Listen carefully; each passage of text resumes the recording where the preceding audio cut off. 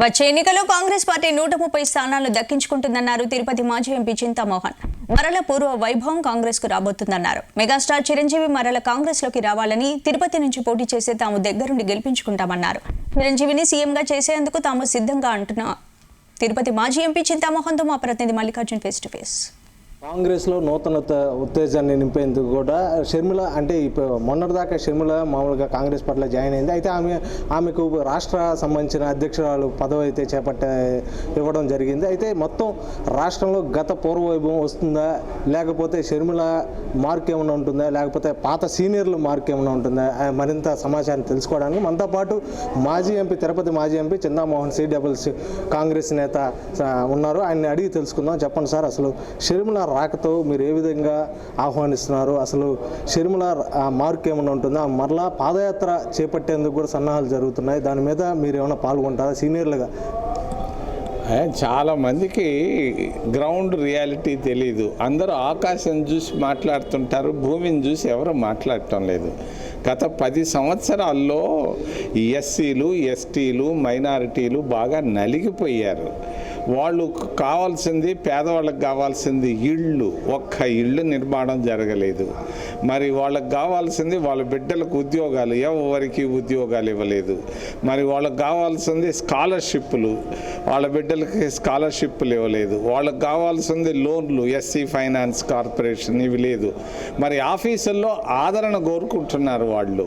మరి తాలూకా ఆఫీసు పోయినా, police station పోయినా ఈ పేద వర్గాలు ఎస్సీ, ఎస్టీ, ఓబీసీ, మైనారిటీల్లో నిరాదరణ గురైనందువల్ల విసిగిపోయి కాంగ్రెస్ పార్టీకి ఓటు వేయాలని ఖరాఖండిగా నిర్ణయం అయిపోయారు. మరి ఈ పరిస్థితుల్లో మరి కాంగ్రెస్ పార్టీ పూర్వ వైభవానికి రెడీగా ఉంది. 130 సీట్లు మాకు వస్తాయి.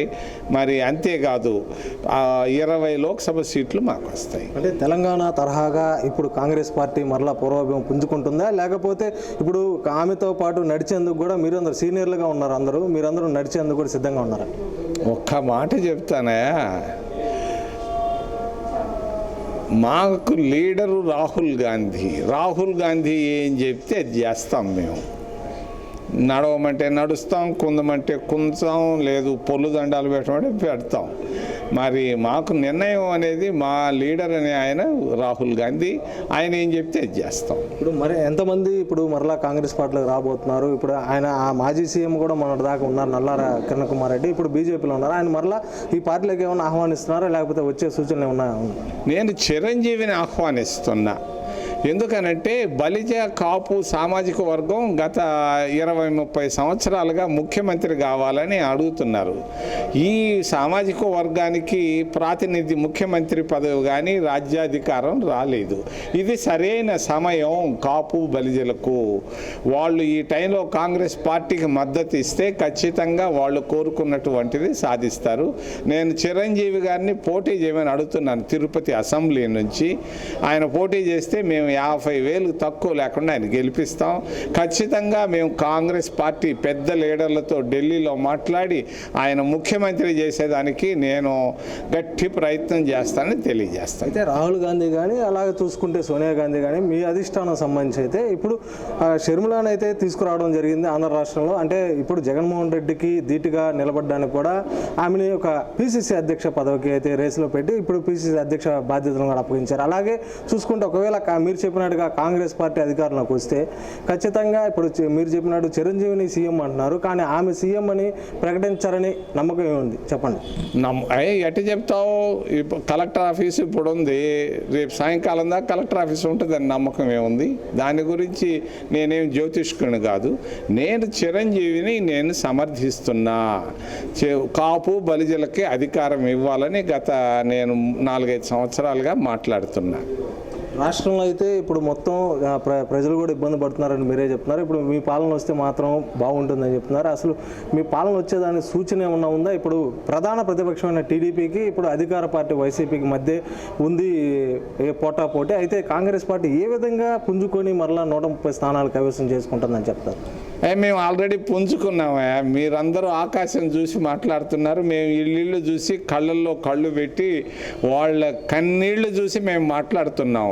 ప్రతి ఒక్కరు ఇందిరాగాంధీ ఇందిరాగాంధీ ఇందిరాగాంధీ ఇందిరాగాంధీ అంటున్నారు, కాంగ్రెస్ కావాలంటున్నారు. నేను అడిగాను చాలామందిని, అరే మీకు నవరత్నాల్లో డబ్బు వచ్చింది కదా అని అంటే వాళ్ళు అంటున్నారు, అదే కూటుకొస్తుందా గుడ్డుకొస్తుందా, మాకు కావాల్సింది కట్టుకునే దానికి ఇళ్ళు, మాకు కావాల్సింది స్కాలర్షిప్లు, మా బిడ్డలకు ఉద్యోగాలు, మాకు కావాల్సింది ఎస్సీ ఫైనాన్స్ కార్పొరేషన్లో ఉద్యోగాలు, లోన్లు, మరి మాకు కావాల్సింది పోలీస్ స్టేషన్లోనో తాలూకు ఆఫీసులో ఆదరణ.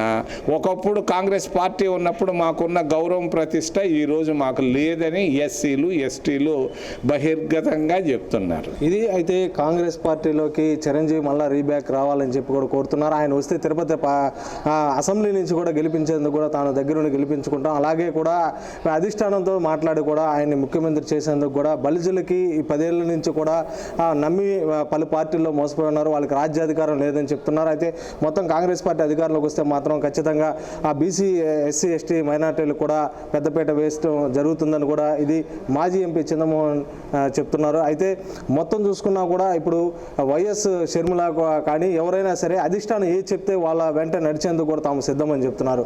ఇది ఇక్కడ నెల్లూరులో తాజా సమాచారం. వీడియో జర్నలిస్ట్ ఆరిఫ్తో మల్లికార్జున్, జీ తెలుగు న్యూస్.